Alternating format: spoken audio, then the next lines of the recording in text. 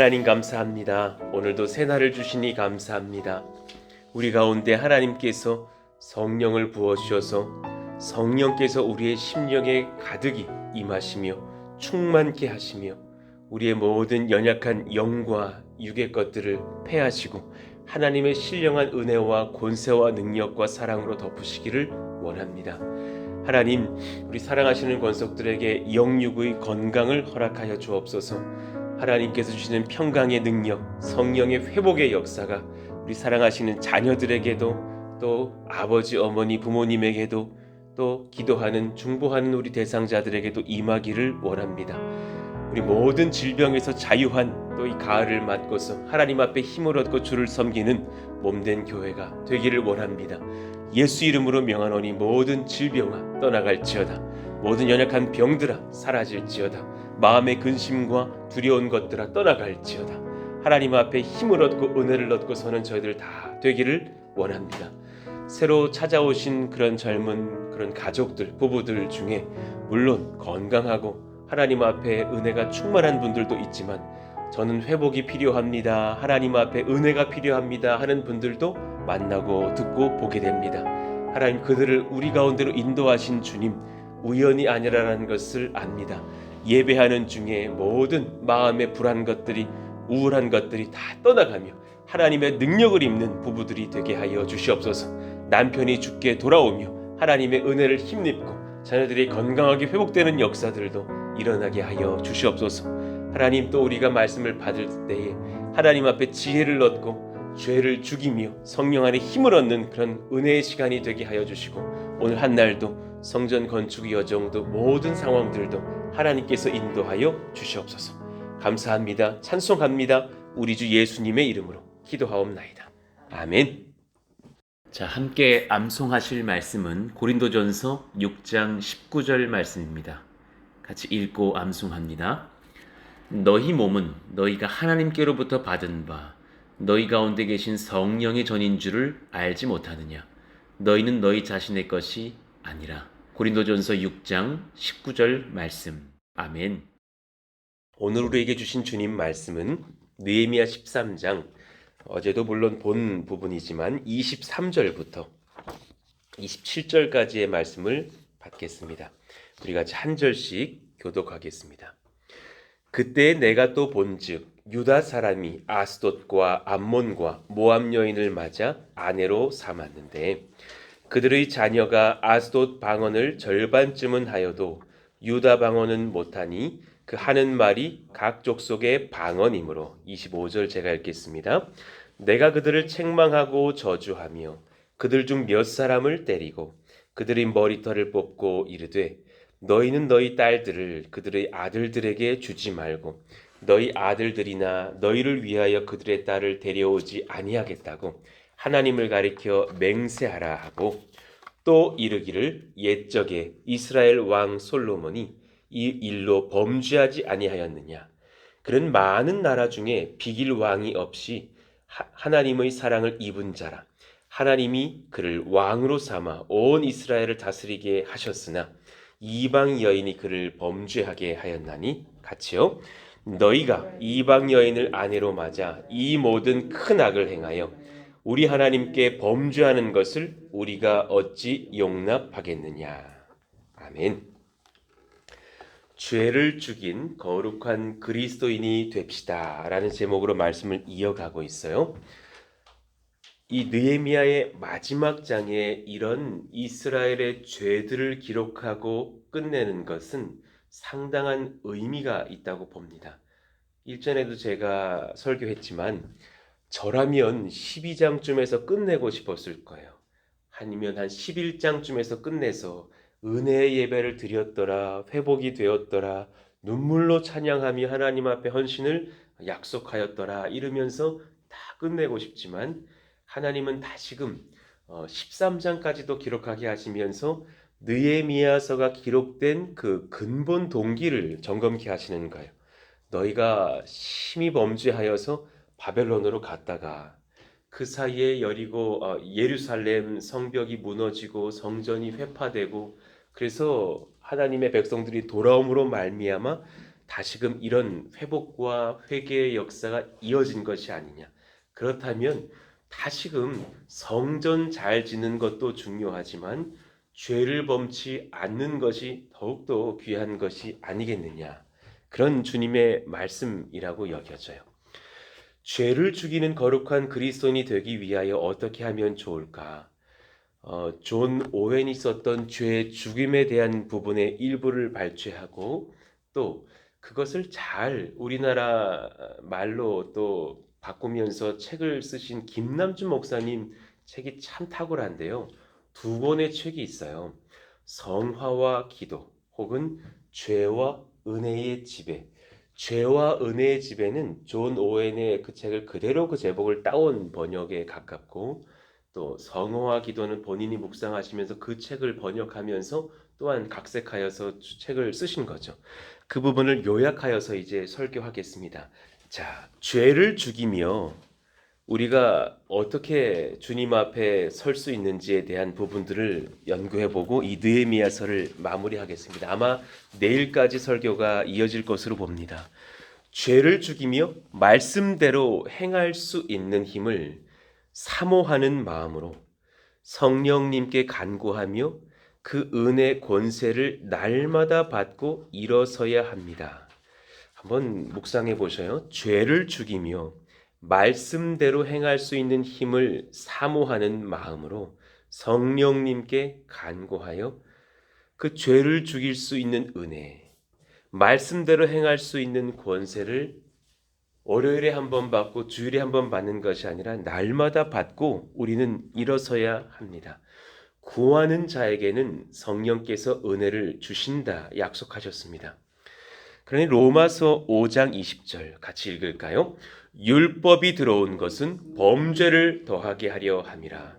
그러나 죄가 더한 곳에 은혜가 더욱 넘쳤나니. 율법이 우리 가운데 적나라하게 죄가 무엇인지 기준을 마련해 줍니다.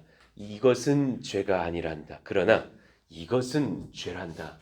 다 그냥 그 하나님의 법이 그 죄의 기준들을 상세하게 말씀해 주시고 나자 우리 마음 가운데에 선명하게 와, 내가 상당히 많은 죄를 짓고 있었구나.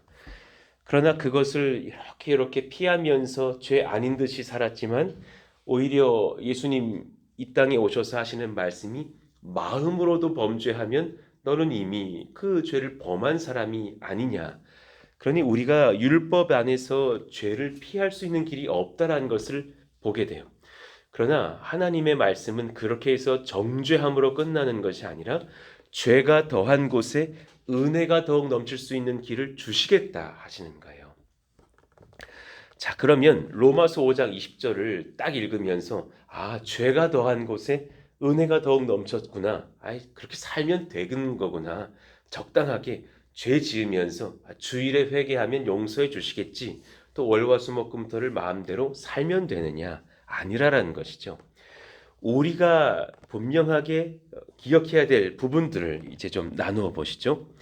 성도가 죄와 싸우지 않고 죄를 사랑한다면 죄의 결과는 불신자의 죄의 결과와 같습니다. 참 무서운 말씀이죠. 이것이 존 오웬의 죄 죽임의 이제 책의 중요한 전제가 되는 거예요. 이 부분에 대하여서 그 당시에 10대 아이들에게 존 오웬은 설교했다죠. 성도가 죄와 싸우지 않고 죄를 사랑한다면 저 성도인데요. 저 푸른스 동산교회 출석한 지 30년인데요. 아무리 연차가 많고 그런다 할지라도 죄의 그 결과가 불신자의 죄의 결과와 다르지 않을 수 있다라는 거예요. 그러니 사실 반대로 말한다면 이 문장을 거꾸로 다시 풀어봐봐요. 내가 죄를 사랑하고 있는 성도라고 말하는 사람은 성도 아닐 수 있습니다. 라고 말씀할 수 있다라는 거예요. 성도라면 그럴 수가 없어요. 내 안에 계신 성령께서 죄를 사랑하게 가만히 두실 수가 없으신 하나님이시기 때문입니다. 존 오웬, 죄의 삭은 사망이라고 설교하시는 그 주제 안에서 이렇게 설교했던 그 문장을 제가 피력한 것이죠.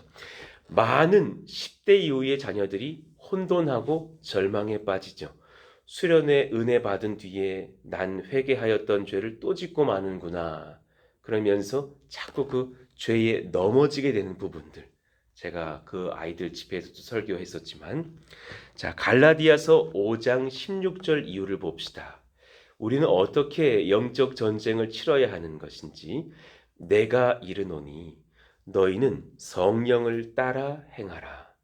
성령을 부지런히 따라가라고 말씀하시는 것이지, 성령님 내 안에 오세요. 짠, 오셨다. 이것으로 내 노력은 끝, 내 의지는 끝, 내 순종은 끝. 그것이 아니라라는 거예요. 성령님의 이끄심을 따라서 늘 그분을 따라가고 이끌려가는 그 은혜를 입어라. 그리하면 육체의 욕심을 이루지 아니하리라. 이 16절의 말씀을 묵상해 보면 육체의 욕심을 이루지 아니하는 것도 상당한 은혜와 복이에요. 그것이 부끄럽게 이제 결국 한순간 벗어난 것이 아니에요. 우리는 굉장히 이 착각을 해요. 나는 지금 육체의 욕심을 다 빼버린 지는 20년 전이고요, 목사님. 저 아시잖아요. 성령 충만한 사람인 거. 그렇게 말씀하실 게 아니라 성령을 따를 때에만 그날 오늘 또한 육체의 욕심을 벗을 수 있어요. 그냥 순식간에 나를 덮쳐버리는, 내 안에서 훅 솟아올라버리는 내 마음의 교만과 탐심과 수많은 사람들을 향한 미움과 비판의 그런 욕구들이 내려갈 수 있다는 것은 그날 또한 성령을 따라 행할 때 가능한 것이죠. 어제 막 충만하게 은혜 받고 막 엎드려서 눈물로 기도한 것과 오늘은 또 다를 수 있다는 것 우리 경험에서 아시지 않습니까? 17절 같이 읽을까요? 육체의 소욕은 시작. 육체의 소욕은 성령을 거스르고 성령은 육체를 거스르나니 이 둘이 서로 대적함으로 너희가 원하는 것을 하지 못하게 하려 함이니라. 아멘입니다. 그렇다면 이 둘이 서로 대적한다. 그리고 너희가 원하는 것을 하지 못하게 하려 함이니라. 그럼 이 너희가 원하는 것은 순식간에 성령님이 원하시는 것이 될 수도 있지만 또 어느 날은 육체가 원하는 것이 될 수도 있다는 것에 대한 반증입니다.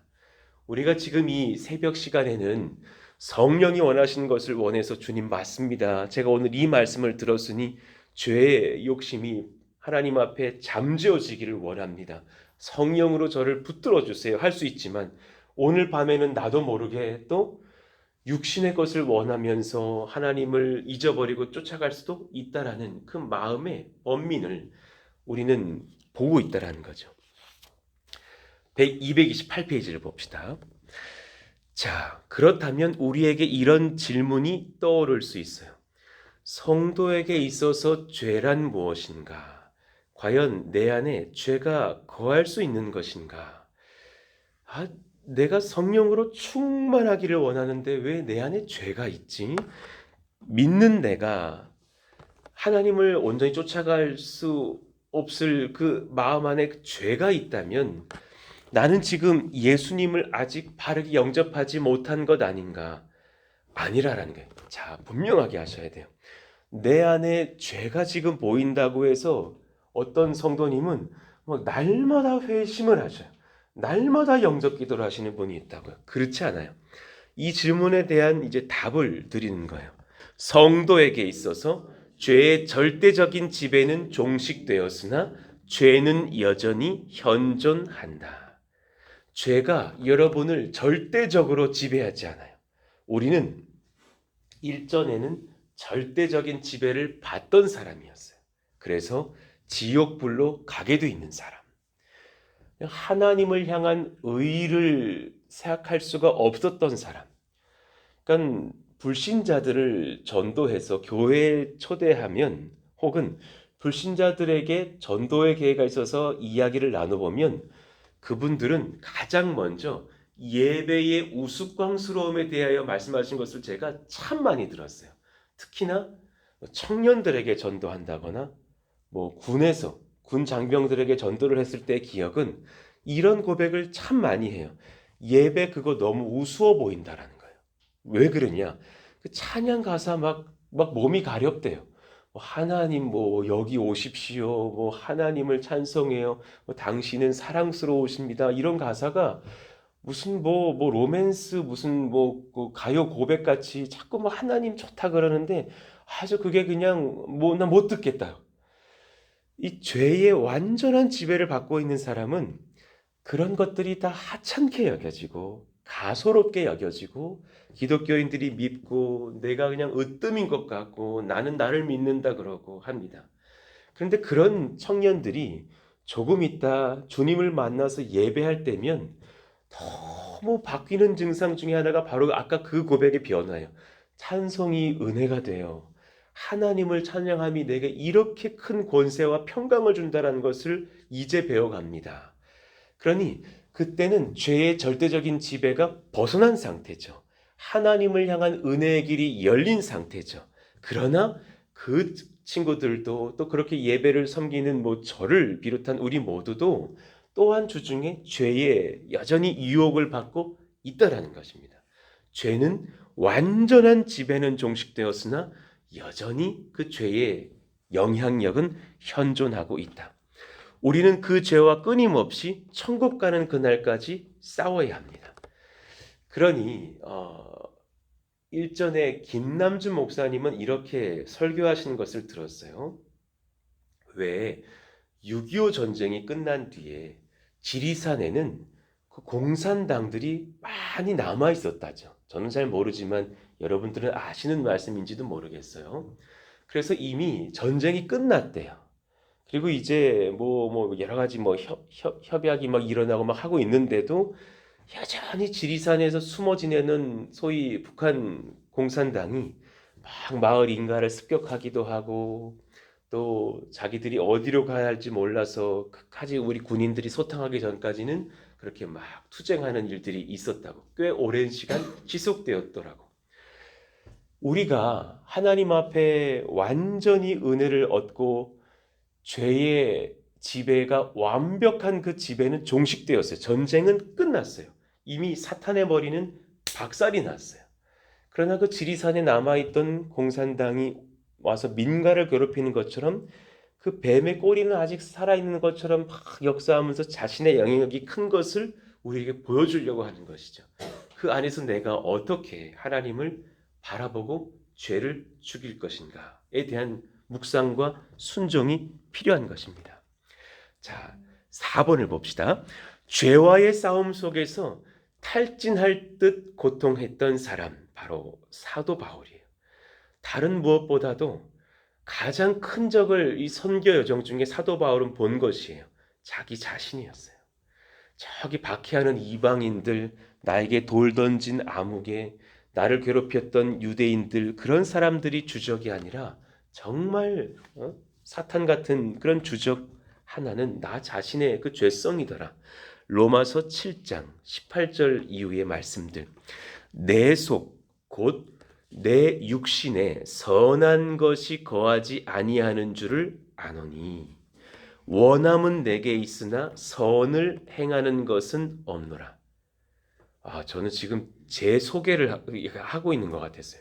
원함은 내게 있지만 선을 행하는 것은 없노라. 참 이럴 때 많이 있지 않습니까?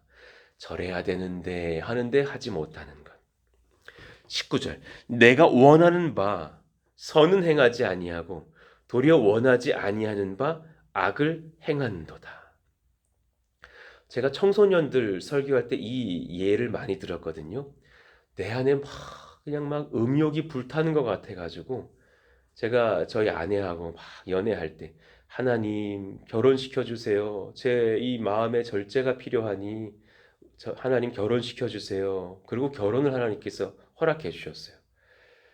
그러고 났는데 음욕이 그대로 있는 거예요. 나 깜짝 놀랐다니까 정말. 저는 결혼해서 아내와 뭐 결혼 생활을 하면 그 음욕이 사라질 줄 알았어요. 아니 아내에 대한 소망과 음욕은 따로 존재하는 것을 봤다니까요. 내가 이렇게 더럽구나. 그것을 내가 10대 아이들에게 설교하면서 나나 너희들이나 그 형제들아, 뭐 자매들도 마찬가지일 수 있겠지만 우리는 그 안에서 참 이것이 죄인이다. 하나님 앞에 이것을 쳐서 복종시키며 하나님과 영적 전쟁을 치르지 않는다면 우리는 결혼 유무와 상관이 없이 하나님 앞에 범죄할 것이다. 그런 고백을 했던 기억이 나요. 그러니 24절에 우리 사도 바울의 고백이 다 우리 각자들의 죄를 향한 고백 아닙니까? 오라, 나는 곤고한 사람이로다. 이 사망의 몸에서 누가 나를 건져내랴. 이 깊은 절규가 사도 바울 것만이어야겠느냐고요. 오라, 주님, 나는 너무나 더러운 죄인입니다. 머릿속으로는 수많은 성도들 막 판단하고 있고 그냥 그 여러 가지를 생각하면서 행동으로도 마음으로도 언행으로도 죄 짓는 저는 죄인입니다. 바울도 이런 고민을 했구나. 위로를 얻곤 합니다. 그러나 위로로 끝낼 것이 아니라 우리도 이런 탄식의 기도가 필요하다라는 것입니다. 이 로마서 7장의 이 고백 같은 사도 바울의 자기 죄를 죽이려는 신음과 씨름이 없었다면 사도 바울은 선교 여행을 완수하지 못했을 거예요. 절대로 예루살렘으로 안 갔을 거예요. 거기 왜 가? 막 성경이 예언케 하셔서 가면은 내가 고난당하고 죽임당한다는데 안 가고 그냥 유명세 타가지고 큰 목회하다가 그냥 마무리하지. 그러나 성령께서 끝까지 그 사도 바울은 자기 죄를 직면케 하심으로 말미암아 그 자기를 성령으로 사로잡고서 선교의 귀한 그런 과업들을 완수하는 것 아닙니까? 자, 짧게 이 몇 가지만 나누고 기도할게요. 죄의 지배 아래 있어서도 가능한 성도의 경험들 세 가지가 있어요. 물론 이것을 뭐 1000가지로도 적을 수 있겠지만 대표적인 세 가지. 나에게 이런 증상이 일어날 수 있다라는 거예요. 첫 번째, 영적 은사를 소유함. 예. 찬양인도 기가 막히게 하면서도 외도할 수 있어요. 이게 무서운 거예요. 막 교회 봉사 막 직분 맡고서 충성스럽게 섬기면서도 회사 돈 빼돌릴 수도 있는 거예요. 내가 무언가를 하면 막 성도들이 은혜 받고 막 셀리도 하면 막 회개 터트리고 훌쩍훌쩍 울면서 오늘 우리 뭐 아무개 집사님 때문에 뭐 이요한 목사님 때문에 성령을 만났어요. 그것을 이끌고 있는 저라도 누구라도 그 은사는 발현되는데 죄가 현존할 수 있다라는 거예요. 굉장히 무서운 말씀이죠. 아마 그 아래를 읽어볼게요.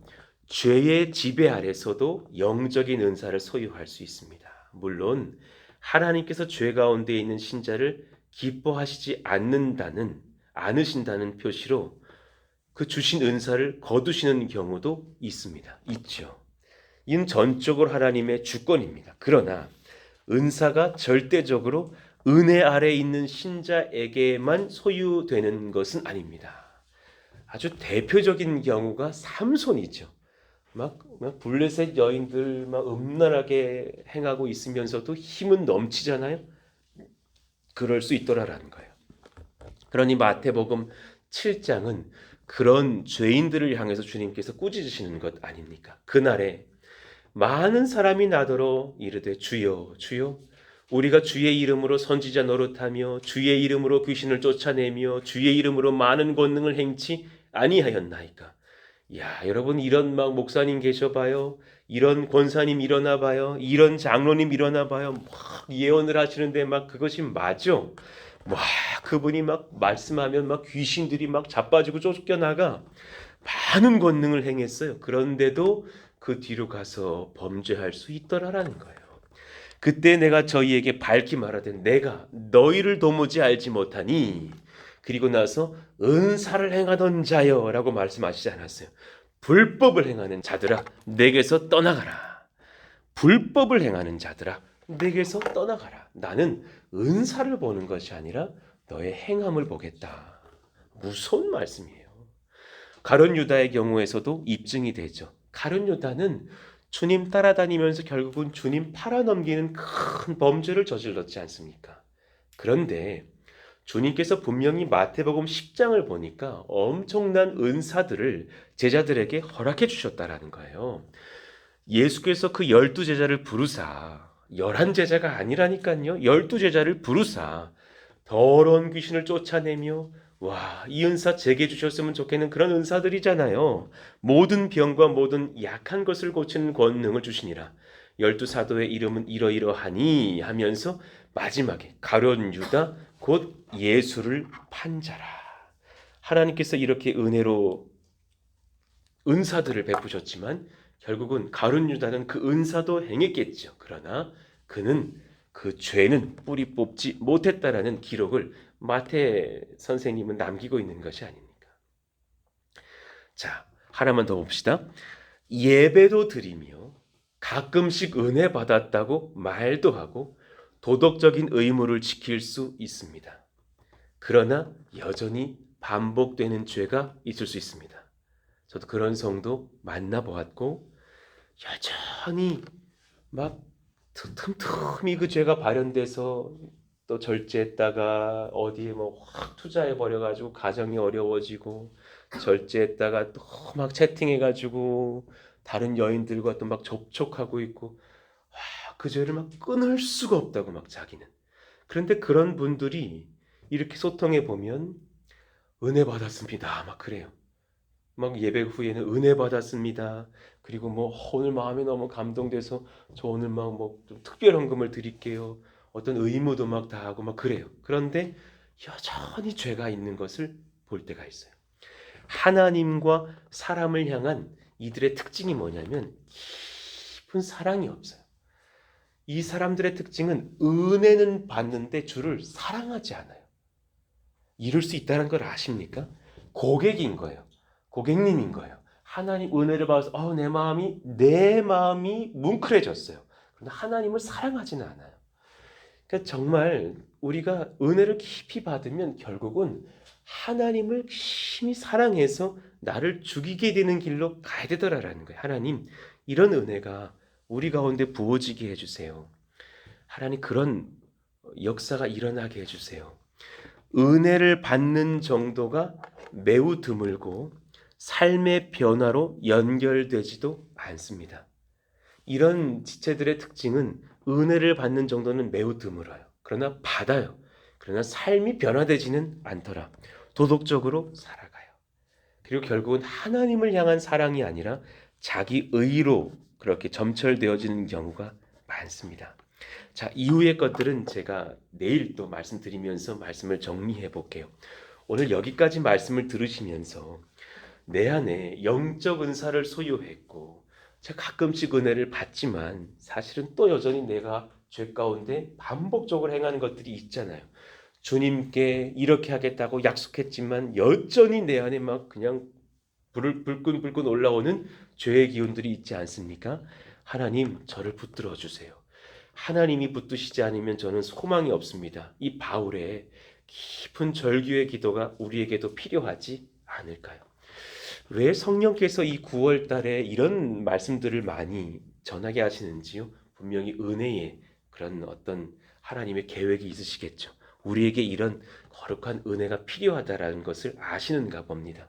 가장 이 말씀이 필요한 것은 바로 저입니다. 하나님 저를 붙들어 주시기를 원합니다. 제 죄가 저를 가린 만큼 여러분과 하나님의 사이를 가릴까 봐 염려합니다. 저를 불쌍히 여겨주시고 여러분 또 저를 위해서도 기도해 주시고 우리 교육자들을 위해서도 우리 교회학교 교사들을 위해서도 기도해 주셨으면 좋겠습니다. 그들의 순전한 만큼 아이들과 영혼들이 인도를 받지 않겠습니까? 우리 교사들이 주님을 만나고 있는 만큼 아이들이 주님을 만날 것입니다.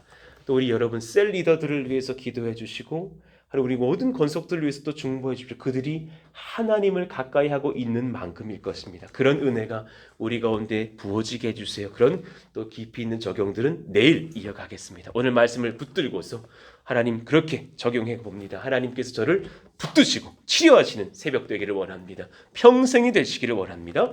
주여 부르시고 기도합니다. 주여 하나님 감사합니다. 하나님 그런 은혜가 저희들 가운데 부어지게 하여 주세요. 하나님의 능력과 하나님의 권세가 제게 부어져야만 하겠습니다. 주의 은혜가 제게 부어져야만 하겠습니다. 하나님이여 도와주세요. 하나님이여 이끌어 주세요. 하나님이 붙드시고 역사하셔서 주님을 만나고 주님을 경험하고 주의 능력을 행하는 저들이 다 되기를 원하고, 하나님이여 불쌍히 여겨주시사 우리 가운데 주를 만나고 주를 섬기는